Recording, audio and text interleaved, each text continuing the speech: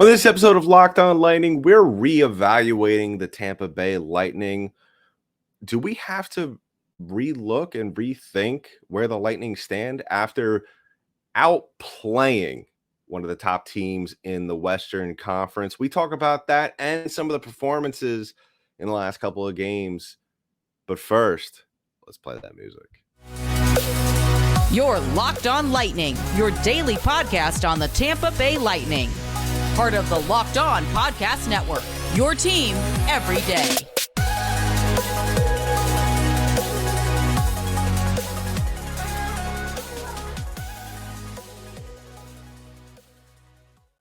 And welcome to another episode of Locked On Lightning, part of the Locked On Podcast Network. I'm your host, Adam Tanker. I want to thank all of you for making us your first listen of the day.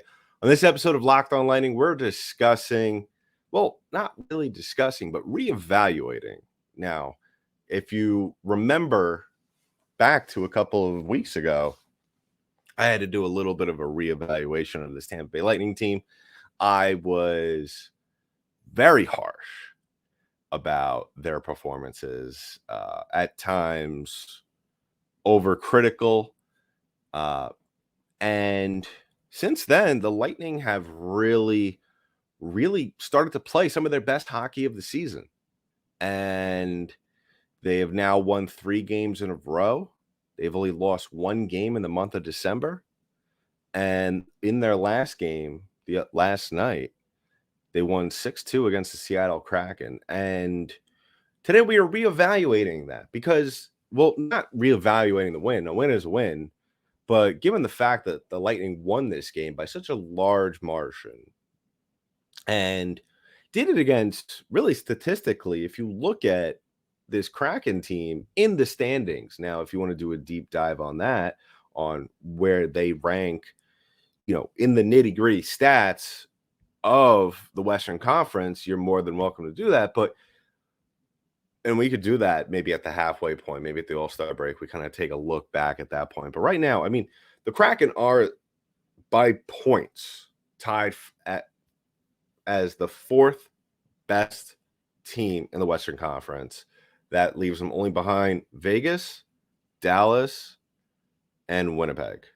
And then they are tied with points with the Los Angeles Kings. And the reason why I'm reevaluating, because you have to kind of see, because the Lightning thoroughly outplayed the Kraken. There's no doubt about that the other night. The Kraken came into this game not really a good special teams team, kind of one of those squads that really, and one of our listeners did a very good job of kind of adding on to the points I made in the last episode. If you go ahead and look at that comment, that was a great, very informative comment. Gave us a little bit more of an inside look at the Seattle Kraken. But the Kraken are a team that kind of really not gonna hurt you too much offensively.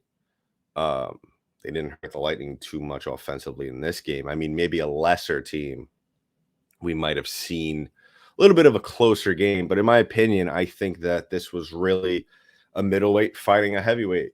And obviously the Tampa Bay Lightning were the heavyweight. And the reason why I'm reevaluating, because anytime you go up against a team that is in the top 5 of a conference or in the top 2 of a division, you kind of have to look at yourselves and be like, is this a good measuring stick?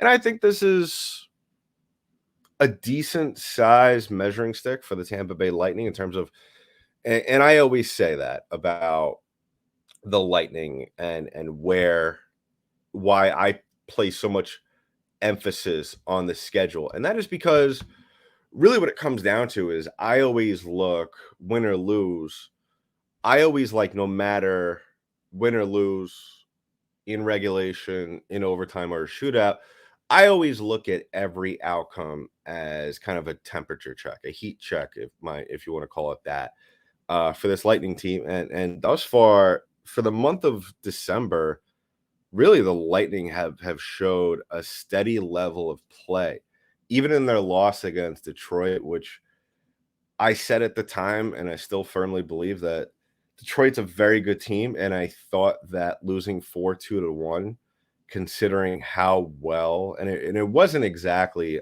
a matter that night of whether or not the Lightning played well. They played very well that night, in my opinion. It was just you ran into a Detroit Red Wings team who just happened to be better, a goaltender who just completely shut the door, uh, shut the door on your team, and really didn't give anything up in Billy Husso. And I look at all these wins and all these games in general, like I said, as a measuring point. And so looking at Seattle, a team that is a top 2 team in their division, a top 4 team in their conference, top 10 in points in the NHL right now. My thing is that I think it's excuse me, it's an indication that the Lightning are still very much on the right track. They're playing fantastic hockey right now. They're doing everything right. Yeah, they gave up 2 goals last night, but like I said, I mean, Andrei Vasilevskiy, he's playing well right now. He's playing well enough to win games. And that's something I am willing. I don't know how some Lightning fans feel about this, and if let me know below what you think. And we'll talk about that in the second segment because I do want to get down to Vasilevskiy, as well as some other players this season. Braydon Point thus far, Steven Stamkos just having really a career year once again. And I think, like, as a lot of Lightning fans will tell you, that as well as that Andrei Vasilevskiy has played this season, I think, including myself, can agree that the ceiling is so much higher that there is some sort of letdown to these performances. You know, as much as you love to see Andrei Vasilevskiy winning games, and don't make any mistake about it, he's made some pretty tough saves this year. He has gone through stretches in games where he has shown flashes of his old self and has really done a good job of, at certain points, helping the Lightning win games. But at the same time, you look at Andrei Vasilevskiy and, you know, he's not he's competitive. He's going out there, like I said, and winning games, giving you a chance to win, um, shutting the door when it really needs to be shut. But at the end of the day, he's not his top 3 goalie self. I mean, that's crazy thing to really think and say out loud. You know, he's really not has been himself, but we'll talk about that later on. But looking at this win with the Kraken, and I kind of alluded to it in the last episode, in the preview episode, is that it's a little strange when you look at what the Kraken have done this year. Pretty much on they are going to eclipse their points accumulation that they had from last year, and I just think, and I don't want to downplay the competitiveness of really any division. I really don't like doing that. I really don't like downplaying the success of any certain team unless there's merit. But you know, if you're a Seattle Kraken fan, and let's put the shoe on the other foot here. I'm looking, if the Kraken were my team, I'm looking at this loss to the Lightning as not only obviously disappointing, but kind of a moment to sit back and be like, are we kind of in a good spot right now? Like, are we on cloud 9? Are we going to fall off this cloud at a certain point as the season progresses? Because quite frankly, if you look at the Pacific Division, you have Vegas and Seattle, and then obviously the Kings, who I mentioned a moment ago, who are tied with you. Then you got Edmonton and Calgary, who have just not played that well, who have played up to expectations this year. So that has thrown the division a little bit into a funk. So looking from the other side as a Lightning fan, I kind of look at this game as like, all right, this was a good win, but at the same time, I'm not going to get too excited about it, because you still kind of saw some things from the Kraken that I kind of saw from them last year. And a lot of it's just still trying to find certain situations in the middle of a game where you're able to just unite as a team and propel yourself um, to get that next goal, to cross that next hurdle, to get yourself to the next whistle. And we didn't see that from the Kraken. And the Lightning took every advantage in this game. Um, this was the kind of performance that you would hope to see from the Lightning on every night. I mean, you saw contributions from everyone. You got goals from Chernak. You got goals from Ross Colton, Steven Stamkos. Once again, he almost seems as though as he's scoring every single night. And the Kraken. That's not to say that the Kraken didn't play hard. They dished out 39 hits, and the Lightning took every single hit in stride. Not to mention there was a fight in this game, but that's kind of what's going to happen when a team is kind of getting somewhat outplayed, is what we saw with the Kraken. But so, the Lightning, like I said, they played a very good game. I thought that they were very aggressive. They were very fast. This was probably one of the fastest. I mean, the last couple of games between this game and Florida, I think the Lightning have looked lightning fast. And I'm not trying to use no pun intended. But it very much reminds me of kind of what we saw in 2019, 2018, 2019, where the Lightning were what I like to call the greatest show on ice. So, all things considered, regardless of how you feel about the Kraken, are they in second place by default because you have two teams that are normally at the top of the division not playing well?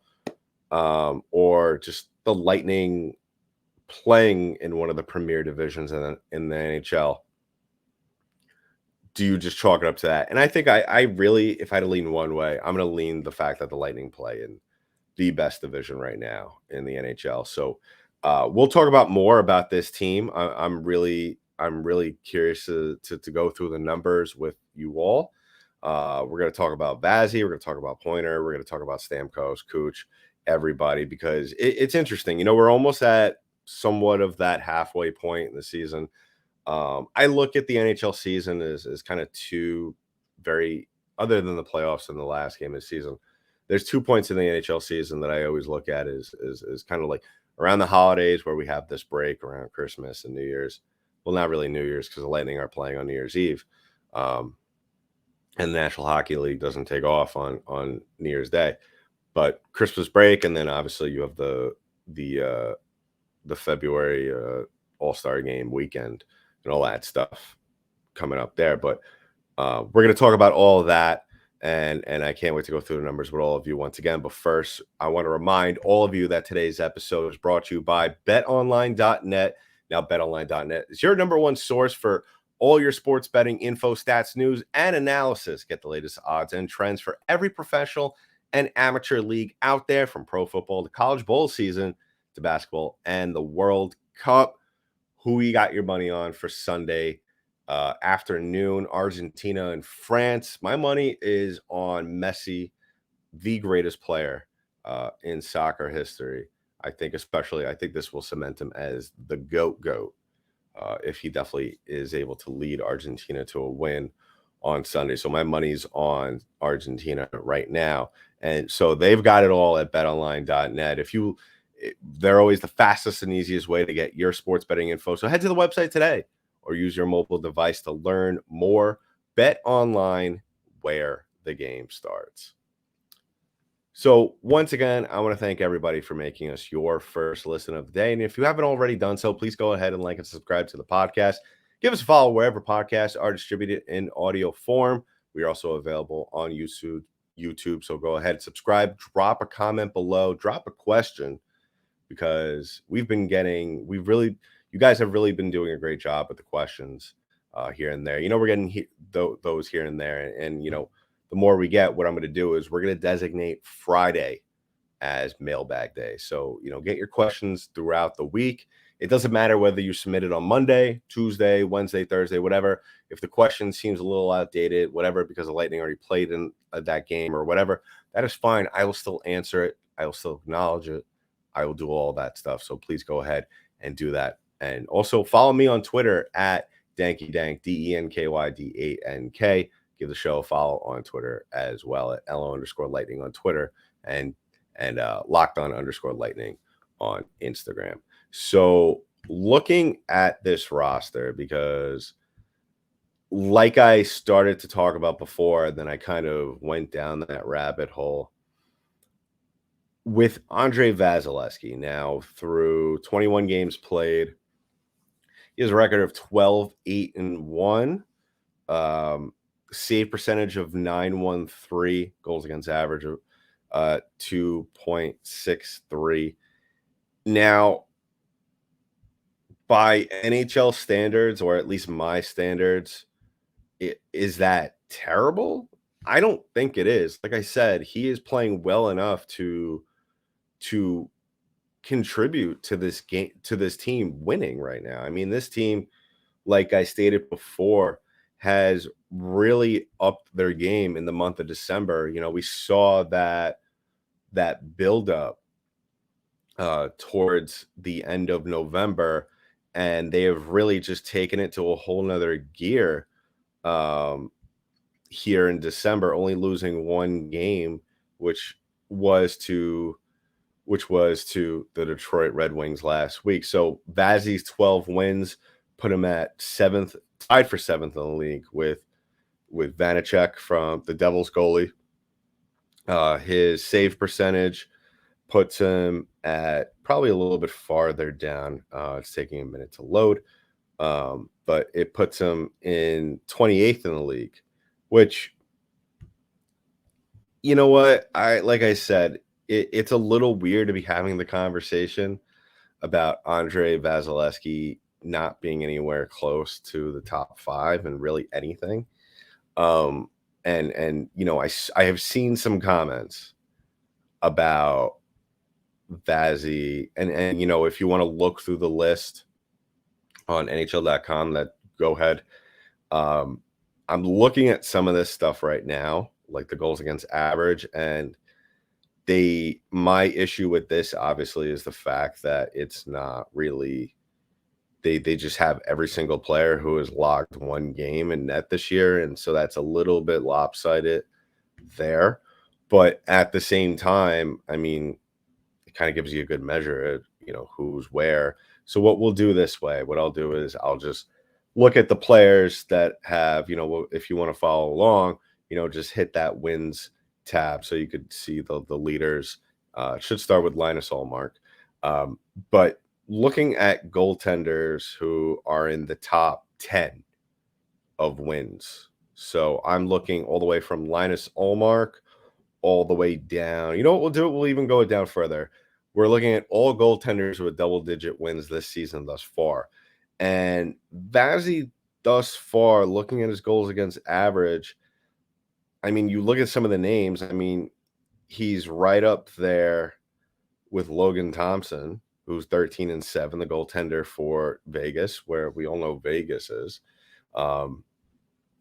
You got Igor Shesterkin, we all know about him.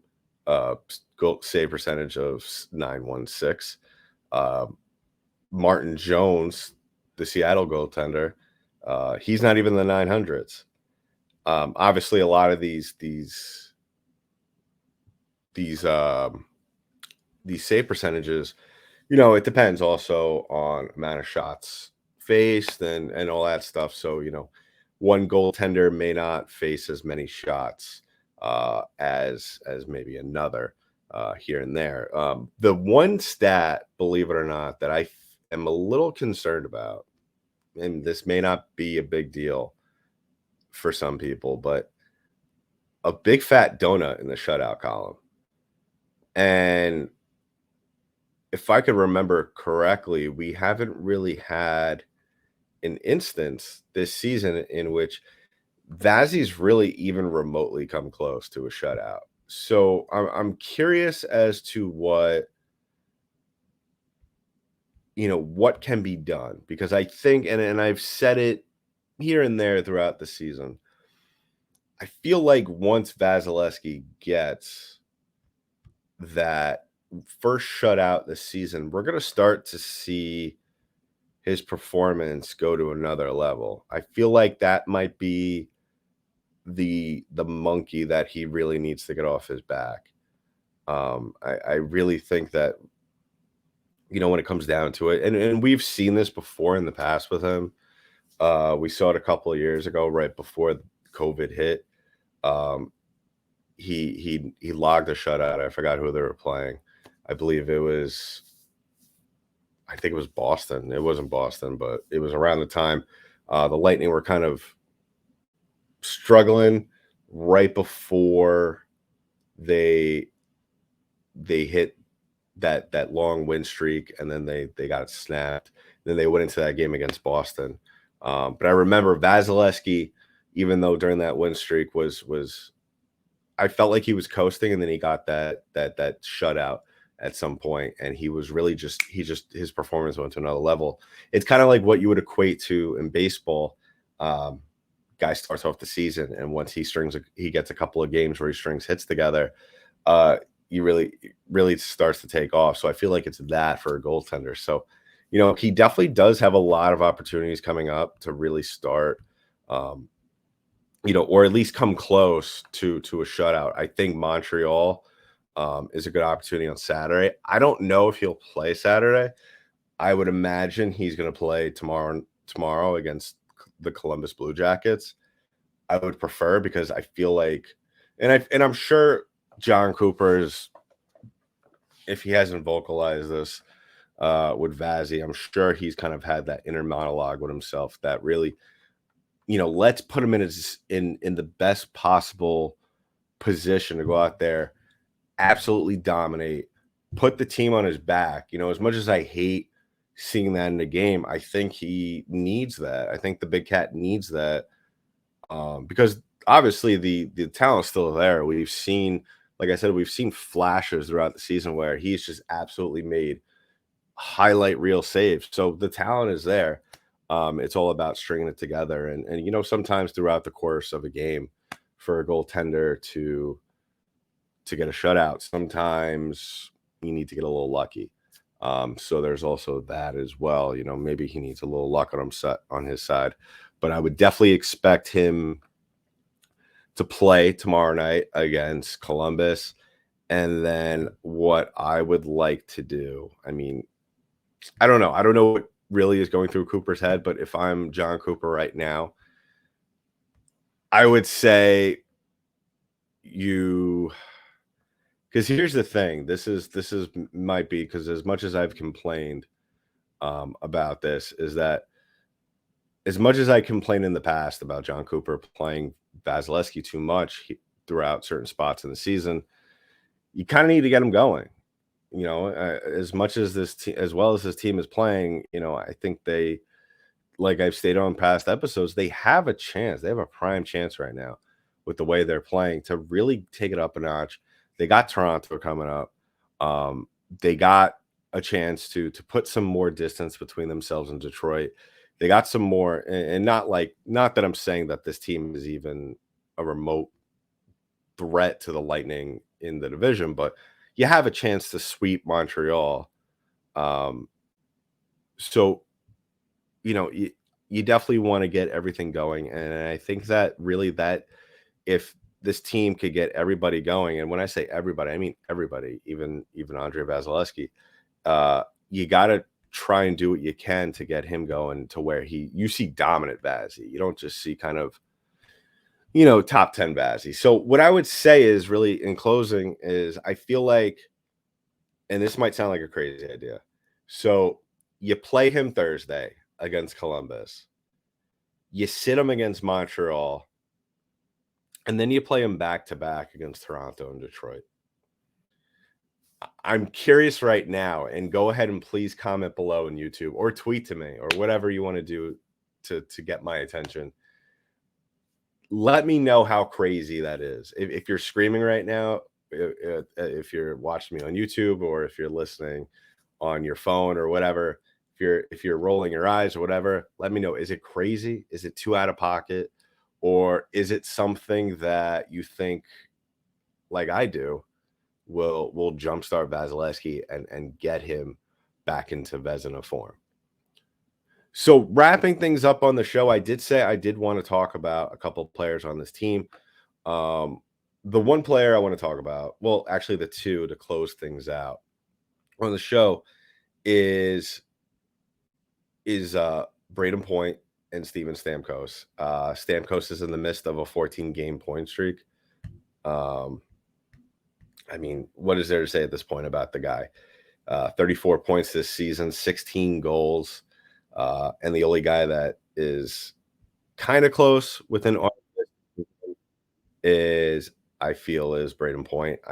Cooch has 11 goals, but I think with the way Pointer is playing right now, it's scary. I think that at the end of the season, just the way these two guys are playing, and I might be crazy here, but Stamkos, yes, obviously has been the offensive force for this team all season long, but one can't deny how dangerous 21 looks right now on the ice.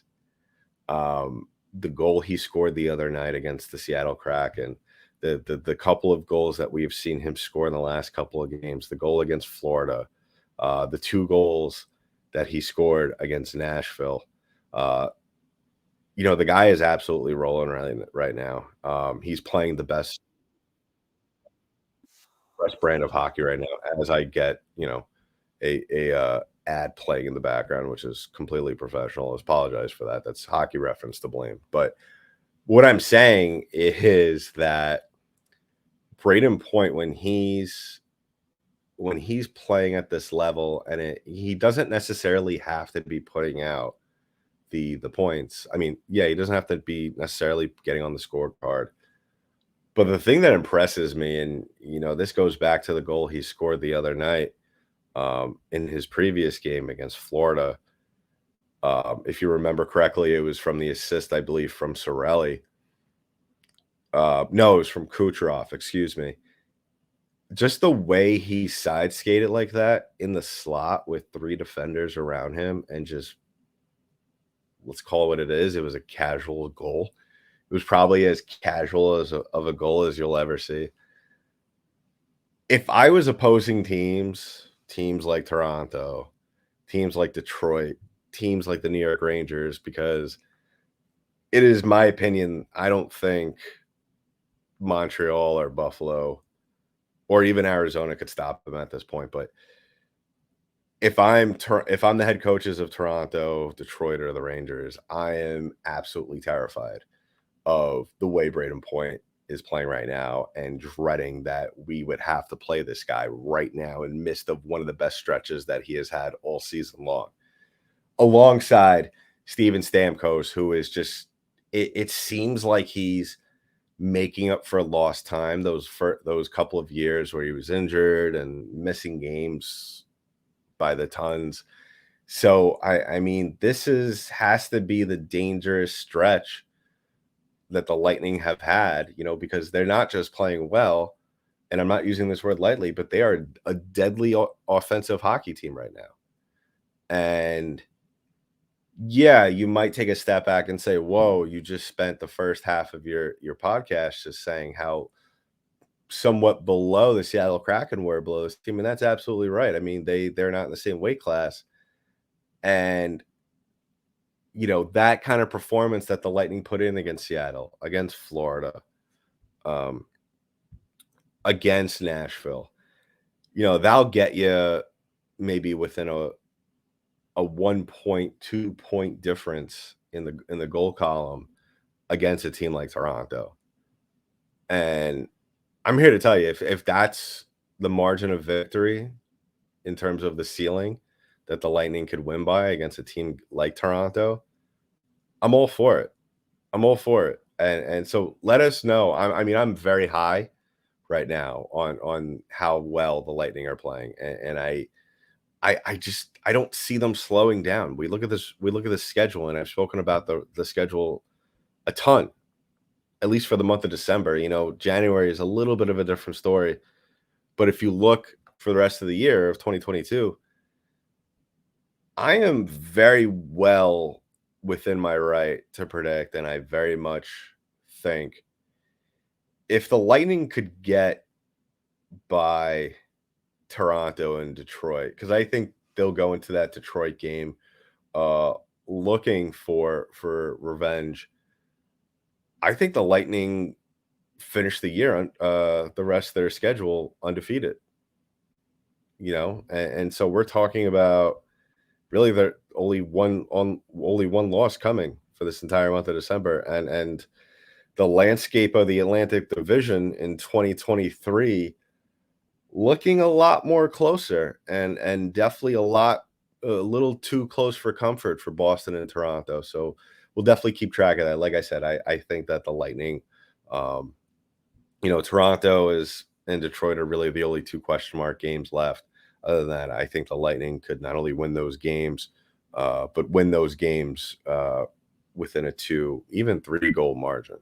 So in the meantime, we'll be back tomorrow to preview, or actually, no, sorry, recap the game. Hopefully a win, which I would expect would be by a large margin, somewhat similar to the win that we had against Seattle, against the Columbus Blue Jackets tomorrow night.